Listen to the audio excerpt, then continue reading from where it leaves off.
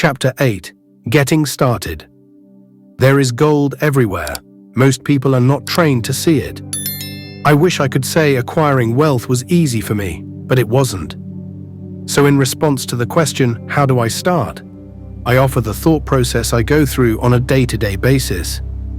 It really is easy to find great deals. I promise you that. It's just like riding a bike. After a little wobbling, it's a piece of cake. But when it comes to money, it takes determination to get through the wobbling. That's a personal thing. To find million-dollar deals of a lifetime requires us to call on our financial genius. I believe that each of us has a financial genius within us. The problem is that our financial genius lies asleep, waiting to be called upon. It lies asleep because our culture has educated us into believing that the love of money is the root of all evil. It has encouraged us to learn a profession so we can work for money, but failed to teach us how to have money work for us. It taught us not to worry about our financial future because our company or the government would take care of us when our working days are over. However, it is our children, educated in the same school system, who will end up paying for this absence of financial education. The message is still to work hard, earn money, and spend it. And when we run short, we can always borrow more. Unfortunately, 90% of the Western world subscribes to the above dogma, simply because it's easier to find a job and work for money. If you are not one of the masses, I offer you the following 10 steps to awaken your financial genius. I simply offer you the steps I have personally followed. If you want to follow some of them, great. If you don't, make up your own. Your financial genius is smart enough to develop its own list. While in Peru, I asked a gold miner of 45 years how he was so confident about finding a gold mine.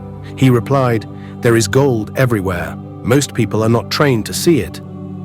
And I would say that is true. In real estate, I can go out and in a day come up with 4 or 5 great potential deals, while the average person will go out and find nothing, even looking in the same neighborhood.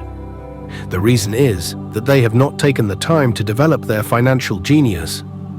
I offer you the following 10 steps as a process to develop your God-given powers over which only you have control. 1. Find a reason greater than reality, the power of spirit. And if you ask most people if they would like to be rich or financially free, they would say yes. But then reality sets in. The road seems too long, with too many hills to climb. It's easier to just work for money and hand the excess over to your broker. I once met a young woman who had dreams of swimming for the US Olympic team. The reality was that she had to get up every morning at 4 o'clock to swim for 3 hours before going to school. She did not party with her friends on Saturday night. She had to study and keep her grades up, just like everyone else. When I asked her what fueled her superhuman ambition and sacrifice, she simply said, "I do it for myself and the people I love. It's love that gets me over the hurdles and sacrifices." A reason or a purpose is a combination of wants and don't wants. When people ask me what my reason for wanting to be rich is, I tell them that it is a combination of deep emotional wants and don't wants. I will list a few. First, the don't wants, for they create the wants. I don't want to work all my life. I don't want what my parents aspired for, which was job security and a house in the suburbs. I don't like being an employee. I hated that my dad always missed my football games because he was so busy working on his career. I hated it when my dad worked hard all his life and the government took most of what he worked for at his death. He could not even pass on what he worked so hard for when he died. The rich don't do that. They work hard and pass it on to their children. Now the wants. I want to be free to travel the world and live in the lifestyle I love. I want to be young when I do this. I want to simply be free. I want control over my time and my life. I want money to work for me. Those are my deep-seated emotional reasons. What are yours? If they are not strong enough, then the reality of the road ahead may be greater than your reasons. I have lost money and been set back many times, but it was the deep emotional reasons that kept me standing up and going forward. I wanted to be free by age 40, but it took me until I was 47. With many learning experiences along the way. As I said, I wish I could say it was easy. It wasn't. But it wasn't that hard either. I've learned that. Without a strong reason or purpose, anything in life is hard. If you do not have a strong reason, there is no sense reading further. It will sound like too much work. 2. Make daily choices. The power of choice. Choice is the main reason people want to live in a free country. We want the power to choose. Financially, with every dollar we get in our hands, we hold the power to choose our future. To be rich, poor, or middle class. Our spending habits reflect who we are. Poor people simply have poor spending habits. The benefit I had as a boy was that I loved playing Monopoly constantly. Nobody told me Monopoly was only for kids, so I just kept playing the game as an adult. I also had a rich dad who pointed out to me the difference between an asset and a liability. So, a long time ago, as a little boy, I chose to be rich, and I knew that all I had to do was learn to acquire assets, real assets. My best friend, Mike, had an asset column handed to him, but he still had to choose to learn to keep it. Many rich families lose their assets in the next generation simply because there was no one trained to be a good steward over their assets. Most people choose not to be rich. For 90% of the population, being rich is too much of a hassle. So they invent sayings that go, "I'm not interested in money. I'll never be rich. I don't have to worry. I'm still young. When I make some money, then I'll think about my future. My husband/wife handles the finances." The problem with those statements is that they rob the person who chooses to think such thoughts of two things. One is time, which is your most precious asset. The second is learning. Having no money should not be an excuse to not learn. But that is a choice we all make daily, the choice of what we do with our time, our money, and what we put in our heads. That is the power of choice. All of us have choice. I just choose to be rich, and I make that choice every day. Invest first in education. In reality, the only real asset you have is your mind, the most powerful tool we have dominion over. Each of us has the choice of what we put in our brain once we're old enough. You can watch TV, read golf magazines, or go to ceramics class or a class on financial planning. You choose. Most people simply buy investments rather than first investing in learning about investing. A friend of mine recently had her apartment burglarized. The thieves took her electronics and left all the books. And we all have that same choice. 90% of the population buys TV sets, and only about 10% buy business books. So what do? I go to seminars. I like it when they are at least 2 days long because I like to immerse myself in a subject. In 1973, I was watching this guy on TV who was advertising a 3-day seminar on how to buy real estate for nothing down. I spent $385, and that course has made me at least $2 million, if not more. But more importantly, it bought me life. I don't have to work for the rest of my life because of that one course. I go to at least 2 such courses every year. I love CDs and audiobooks. The reason, I can easily review what I just heard. I was listening to an investor say something I completely disagreed with. Instead of becoming arrogant and critical, I simply listened to that 5-minute stretch at least 20 times, maybe more. But suddenly, by keeping my mind open, I understood why he said what he said. It was like magic.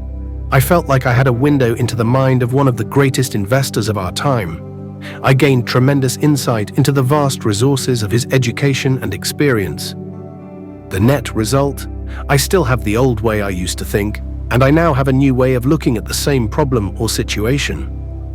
I have 2 ways to analyze a problem or trend, and that is priceless. Today, I often say, how would Donald Trump do this, or Warren Buffett, or George Soros? The only way I can access their vast mental power is to be humble enough to read or listen to what they have to say. Arrogant or critical people are often people with low self-esteem who are afraid of taking risks. That's because if you learn something new, you are then required to make mistakes in order to fully understand what you have learned.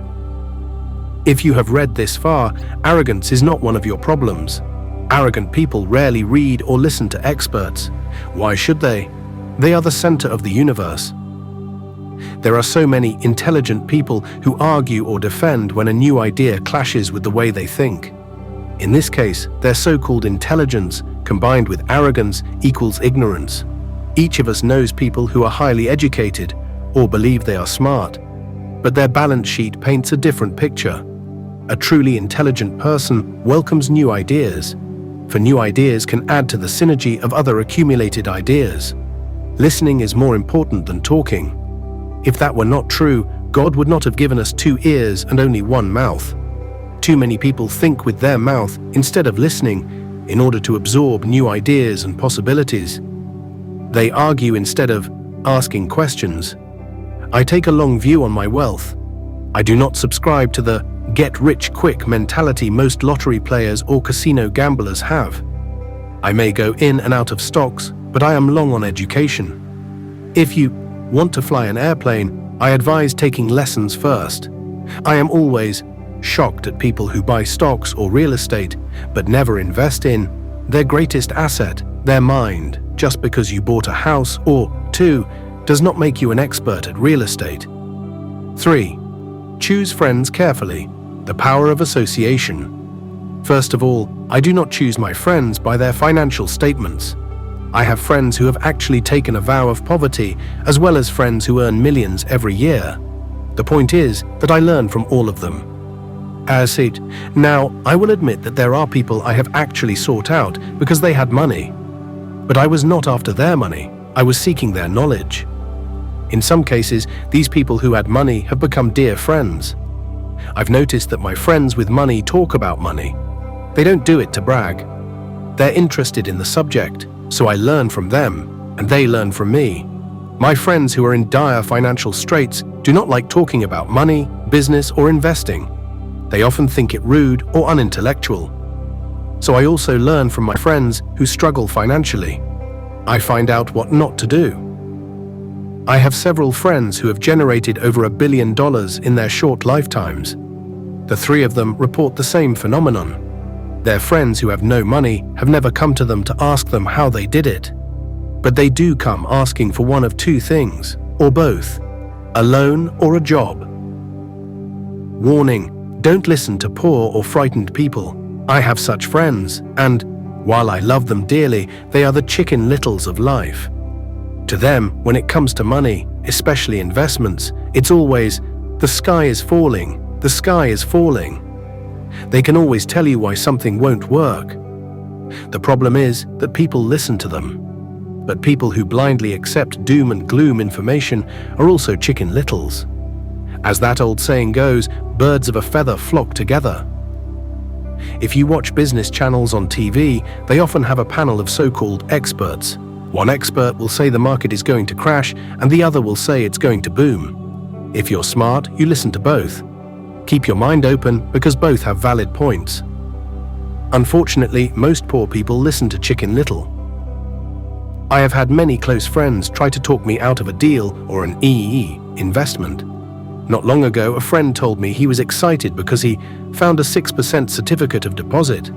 I told him I earned 16% from the state government. The next day, he sent me an article about why my investment was dangerous. I have received 16% for years now, and he still receives 6%. I would say that one of the hardest things about wealth building is to be true to yourself and to be willing to not go along with the crowd. This is because, in the market, it is usually the crowd that shows up late that is slaughtered. If a great deal is on the front page, it's too late in most instances. Look for a new deal. As we used to say as surfers, there is always another wave. People who hurry and catch a wave late usually are the ones who wipe out. Smart investors don't time the markets. If they miss a wave, they search for the next one and get themselves in position. This is hard for most investors because buying what is not popular is frightening. Timid investors are like sheep going along with the crowd. Or their greed gets them in when wise investors have already taken their profits and moved on. Wise investors buy an investment when it's not popular. They know their profits are made when they buy, not when they sell. They wait patiently. As I said, they do not time the market. Just like a surfer, they get in position for the next big swell. It's all insider trading.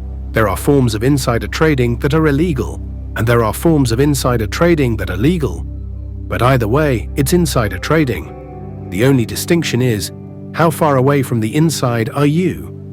The reason you want to have rich friends is because that is where the money is made. It's made on information.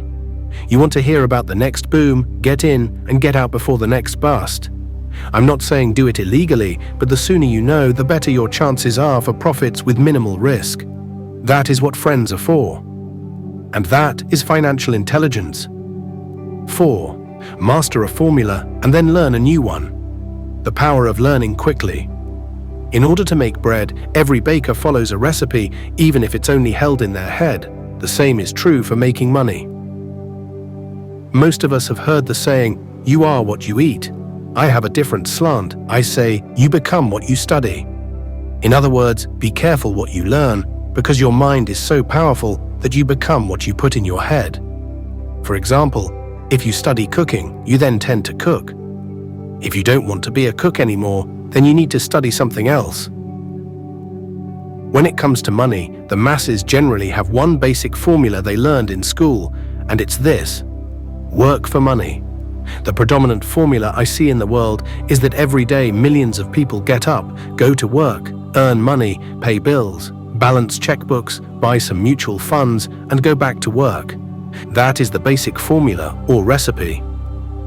If you're tired of what you're doing or you're not making enough, it's simply a case of changing the formula via which you make money. Years ago, when I was 26, I took a weekend class called How to Buy Real Estate Foreclosures. I learned a formula. The next trick was to have the discipline to actually put into action what I had learned. That is where most people stop. For 3 years while working for Xerox, I spent my spare time learning to master the art of buying foreclosures. I've made several $1 million using that formula. So after I mastered that formula, I went in search of other formulas. For many of the classes, I did not directly use the information I learned, but I always learned something new. I have attended classes designed for derivative traders, commodity option traders, and chaologists. I was way out of my league, being in a room full of people with doctorates in nuclear physics and space science. Yet I learned a lot that made my stock and real estate investing more meaningful and lucrative. Most junior colleges and community colleges have classes on financial planning and buying traditional investments. They are good places to start, but I always search for a faster formula. That is why, on a fairly regular basis, I make more in a day than many people will make in their lifetime. Another side note: in today's fast-changing world, it's not so much what you know anymore that counts, because often what you know is old. It is how fast you learn. That skill is priceless. It's priceless in finding faster formulas, recipes, if you will, for making dough. Working hard for money is an old formula born in the day of cavemen. 5. Pay yourself first. The power of self-discipline. If you cannot get control of yourself, do not try to get rich. It makes no sense to invest, make money, and blow it. It is the lack of self-discipline that causes most lottery winners to go broke soon after winning millions. It is the lack of self-discipline that causes people who get a raise to immediately go out and buy a new car or take a cruise. It is difficult to say which of the 10 steps is the most important, but of all the steps, this step is probably the most difficult to master if it is not already a part of your makeup. I would venture to say that personal self-discipline is the #1 delineating factor between the rich, the poor, and the middle class. Simply put, people who have low self-esteem and low tolerance for financial pressure can never be rich. As I have said, a lesson learned from my rich dad was that the world will push you around. The world pushes people around not because other people are bullies, but because the individual lacks internal control and discipline. People who lack internal fortitude often become victims of those who have self-discipline. In the entrepreneur classes I teach, I constantly remind people to not focus on their product, service, or widget, but to focus on developing management skills. The 3 most important management skills necessary to start your own business are management of 1. Cash flow. 2. People. 3. Personal time. I would say the skills to manage these 3 apply to anything, not just entrepreneurs. The 3 matter in the way you live your life as an individual or as part of a family, a business, a charitable organization, a city, or a nation. Each of these skills is enhanced by the mastery of self-discipline. I do not take the saying, "Pay yourself first," lightly. The statement, "Pay yourself first," comes from George Clayson's book, The Richest Man in Babylon. Millions of copies have been sold. But while millions of people freely repeat that powerful statement, few follow the advice. As I said, financial literacy allows one to read numbers, and numbers tell the story. By looking at a person's income statement and balance sheet, I can readily see if people who spout the words, "Pay yourself first," actually practice what they preach. A picture is worth 1,000 words, so let's review the financial icky statements of people who pay themselves first against someone who doesn't. Study the diagrams and see if you can pick up some distinctions. Again, it has to do with understanding cash flow, which tells the story. Most people look at the numbers and miss the story. People who pay themselves first: income statement, job O, income salary, expenses, taxes, rent, food, balance sheet, assets, save, invest, liabilities. Do you see it? The diagram reflects the actions of individuals who choose to pay themselves first. Each month, they allocate money to their asset column before they pay their monthly expenses. Although millions of people have read Clayson's book and understand the words, "Pay yourself first," in reality, they pay themselves last. Now I can hear the howls from those of you who sincerely believe in paying your bills first. And I can hear all the responsible people who pay their bills on time. I am not saying be irresponsible and not pay your bills. All I am saying is do what the book says, which is pay yourself first. And the previous diagram is the correct accounting picture of that action. People who pay everyone else. First, income statement.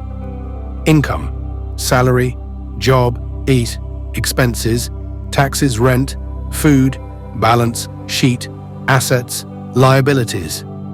If you can truly begin to understand the power of cash flow, you will soon realize what is wrong with the previous diagram, or why 90% of people work hard all their lives and need government support, like Social Security, when they are no longer able to work. Kim and I have had many bookkeepers, accountants, and bankers who have had a major problem with this way of looking at pay yourself first. The reason is that these financial professionals actually do what the masses do. They pay themselves last. There have been times in my life when, for whatever reason, cash flow was far less than my bills. I still paid myself first. My accountant and bookkeeper screamed in panic, "They're going to come after you. The IRS is going to put you in jail. You're going to ruin your credit rating. They'll cut off the electricity." I still paid myself first. Why, you ask? Because that's what the story, The Richest Man in Babylon, was all about. The power of self-discipline and the power of internal fortitude. As my rich dad taught me the first month I worked for him, most people allow the world to push them around. A bill collector calls, and you pay or else. A sales clerk says, "Oh, just put it on your charge card." Your real estate agent tells you, "Go ahead, the government allows you a tax deduction on your home." That is what the book is really about, having the guts to go against the tide and get rich.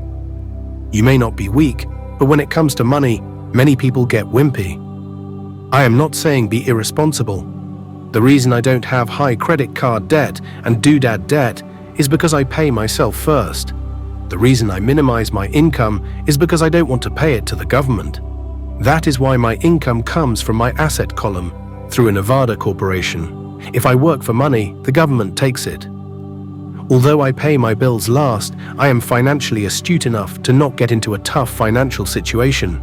I don't like consumer debt. I actually have liabilities that are higher than 99% of the population, but I don't pay for them. Other people pay for my liabilities. They're called tenants, so rule number 1 in paying yourself first is don't get into consumer debt in the first place. Although I pay my bills last, I set it up to have only small, unimportant bills that are due. When I occasionally come up short, I still pay myself first. I let the creditors and even the government scream. I like it when they get tough. Why? Because those guys do me a favor. They inspire me to go out and create more money. So I pay myself first, invest the money, and let the creditors yell. I generally pay them right away anyway. Kim and I have excellent credit. We just don't cave into pressure and spend our savings or liquidate stocks to pay for consumer debt. That is not too financially intelligent. To successfully pay yourself first, keep the following in mind. 1. Don't get into large debt positions that you have to pay for. Keep your expenses low, build up assets first, then buy the big house or nice car. Being stuck in the rat race is not intelligent. 2. When you come up short, let the pressure build and don't dip into your savings or investments. Use the pressure to inspire your financial genius to come up with new ways of making more money and then pay your bills. You will have increased your ability to make more money as well as your financial intelligence. So many times I have gotten into financial hot water and used my brain to create more income while staunchly defending the assets in my asset column. My bookkeeper has screamed and dived for cover, but I was like a good soldier defending the fort assets. Poor people have poor habits. A common bad habit is innocently called dipping into savings. The rich know that savings are only used to create more money, not to pay bills. I know that sounds tough, but as I said, if you're not tough inside, the world will always push you around anyway. If you do not like financial pressure, then find a formula that works for you. A good one is to cut expenses, put your money in the bank, pay more than your fair share of income tax, buy safe mutual funds, and take the vow of the average. But this violates the pay yourself first rule. This rule does not encourage self-sacrifice or financial abstinence. It doesn't mean pay yourself first and starve. Life was meant to be enjoyed. If you call on your financial genius, you can have all the goodies of life, get rich, and pay bills. And that is financial intelligence. 6. Pay your brokers well. The power of good advice.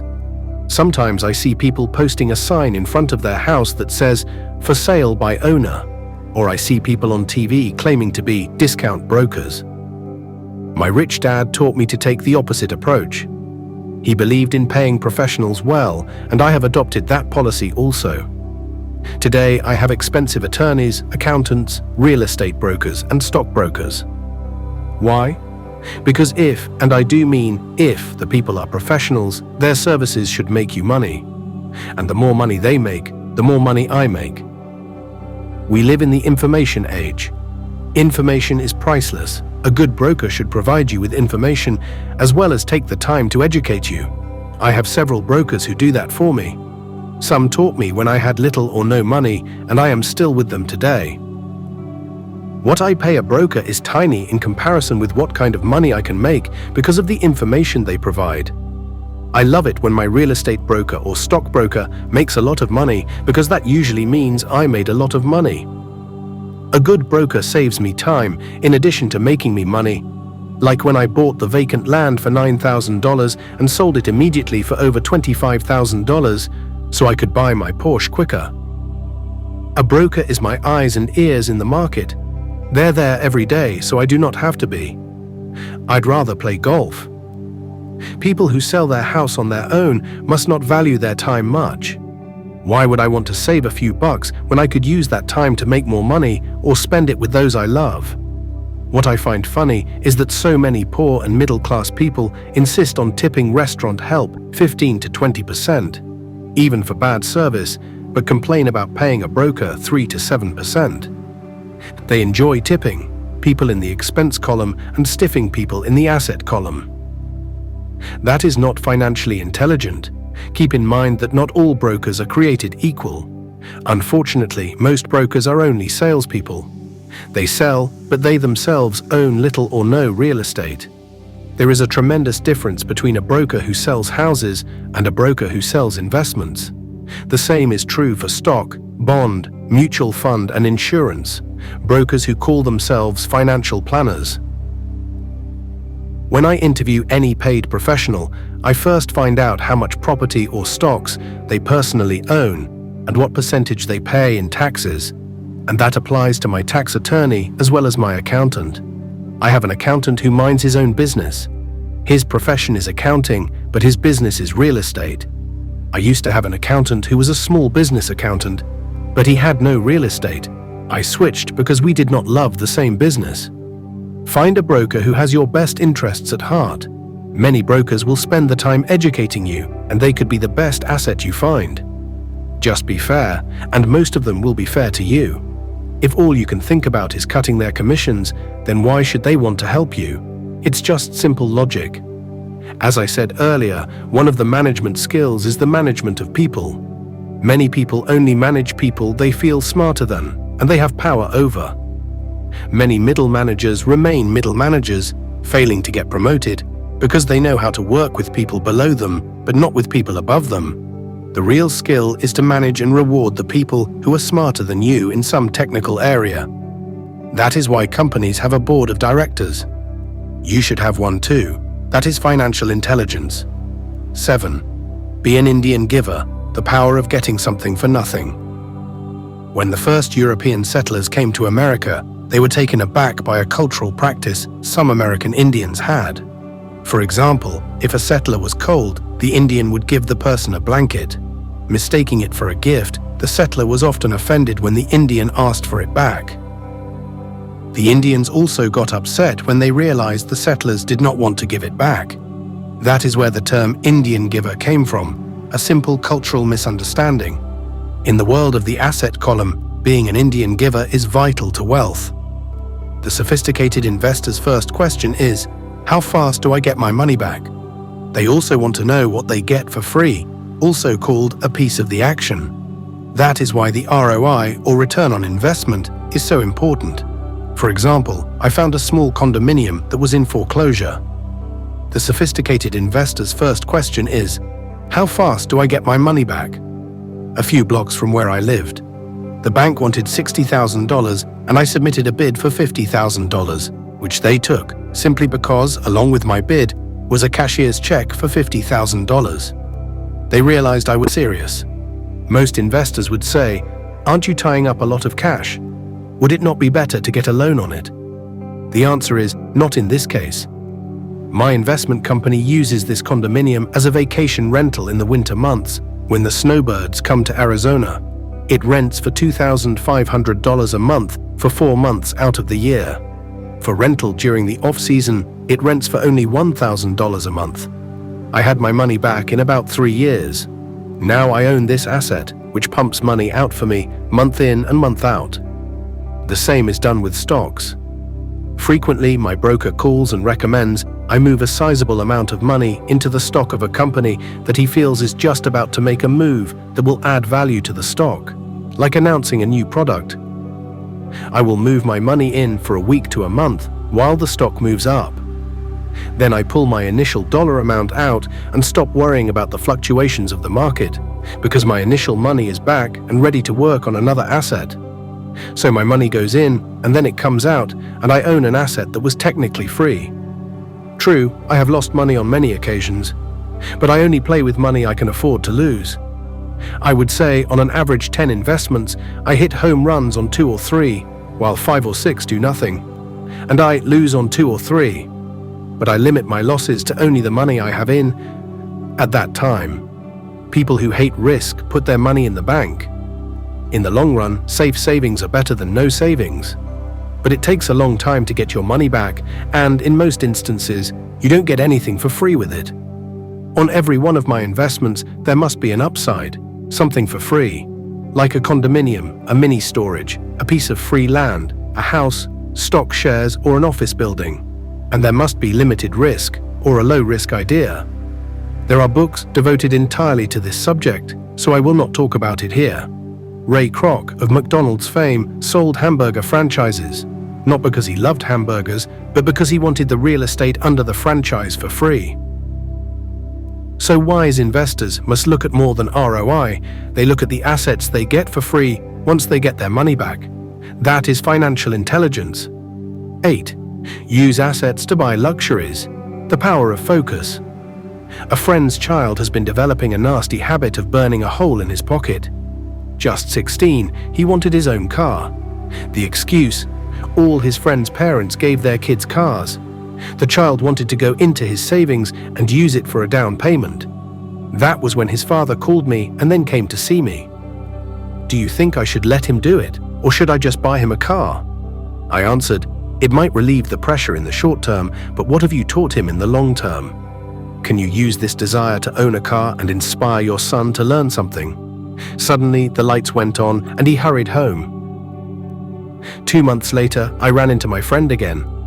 Does your son have his new car? I asked. No, he doesn't. But I gave him $3,000 for the car. I told him to use my money instead of his college money. Well, that's generous of you, I said. Not really. The money came with a hitch. So what was the hitch? I asked. Well, first we played your cash flow game. We then had a long discussion about the wise use of money. After that, I gave him a subscription to the Wall Street Journal and a few books on the stock market. Then what? I asked. What was the catch? I told him the $3,000 was his, but he could not directly buy a car with it. He could use it to find a stockbroker and buy and sell stocks. Once he had made $6,000 with the $3,000, the money would be his for the car, and the $3,000 would go into his college fund. And what are the results? I asked. Well, he got lucky early in his trading, but lost everything a few days later.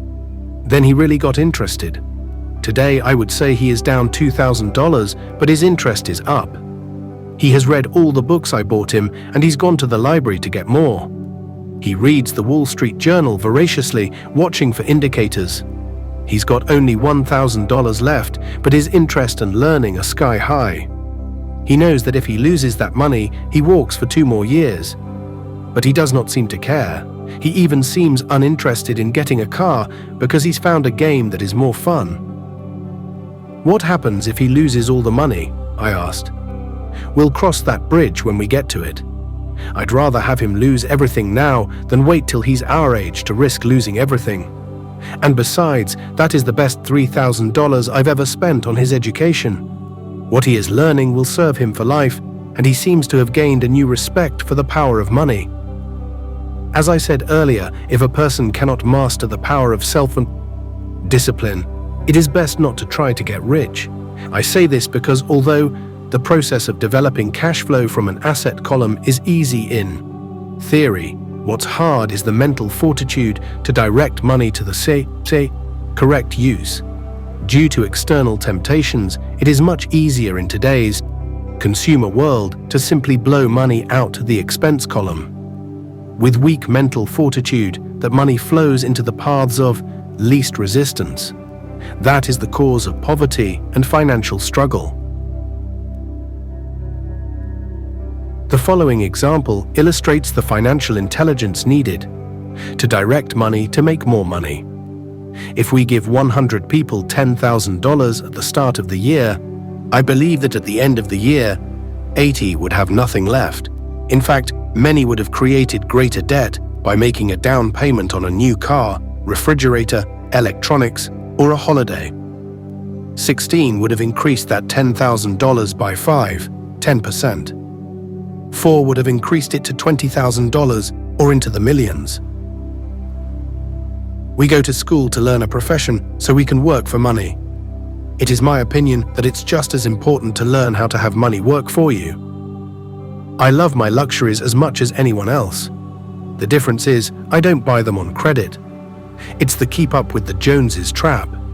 When I wanted to buy a Porsche, the easy road would have been to call my banker and get a loan.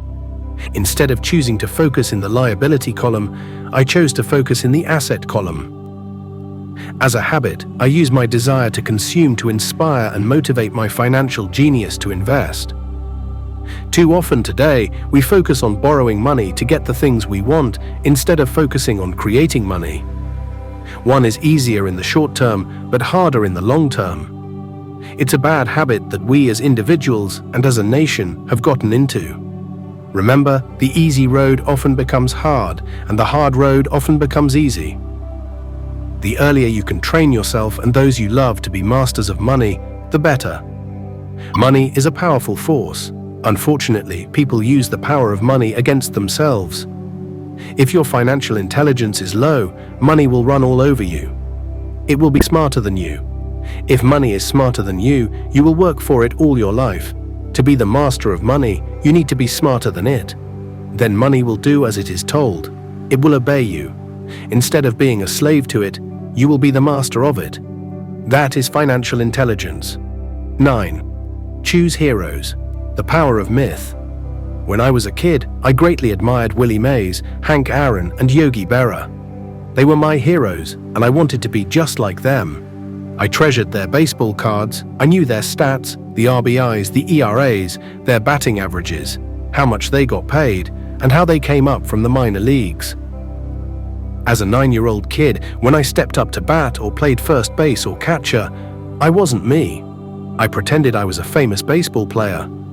It's one of the most powerful ways we learn, and we often lose that as adults. We lose our heroes. Today, I watch young kids playing basketball near my home. On the court, they're not little Johnny. They're pretending to be their favorite basketball hero. Copying or emulating heroes is true power learning. I have new heroes as I grow older. I have golf heroes, and I copy their swings and do my best to read everything I can about them. I also have heroes such as Donald Trump, Warren Buffett, Peter Lynch, George Soros, and Jim Rogers. I know their stats, just like I knew the ERAs and RBIs of my childhood baseball heroes. I follow what Warren Buffett invests in, and I read anything I can about his point of view on the market and how he chooses stocks. And I read about Donald Trump, trying to find out how he negotiates and puts deals together. Just as I was not me when I was up to bat, when I'm in the market or I'm negotiating a deal, I am subconsciously acting with the bravado of Trump. Or when analyzing a trend, I look at it as though Warren Buffett were doing it. By having heroes, we tap into a tremendous source of raw genius. But heroes do more than simply inspire us. Heroes make things look easy. Making it look easy convinces us to want to be just like them. If they can do it, so can I. When it comes to investing, too many people make it sound hard. Instead, find heroes who make it look easy. 10. Teach and you shall receive. The power of giving. Both of my dads were teachers. My rich dad taught me a lesson I have carried all my life, the necessity of being charitable or giving. My educated dad gave a lot of his time and knowledge, but almost never gave away money. He usually said that he would give when he had some extra money, but of course there was rarely any extra. My rich dad gave money as well as education. He believed firmly in tithing. If you want something, you first need to give, he would always say. When he was short of money, he gave money to his church or to his favorite charity. If I could leave one single idea with you, it is that idea. Whenever you feel short or in need of something, give what you want first, and it will come back in buckets. That is true for money, a smile, love, or friendship. I know it is often the last thing a person may want to do, but it has always worked for me. I trust that the principle of reciprocity is true, and I give what I want. I want money, so I give money, and it comes back in multiples. I want sales, so I help someone else sell something, and sales come to me.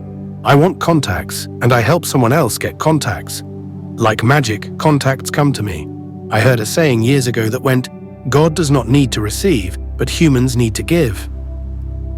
My rich dad would often say, poor people are more greedy than rich people.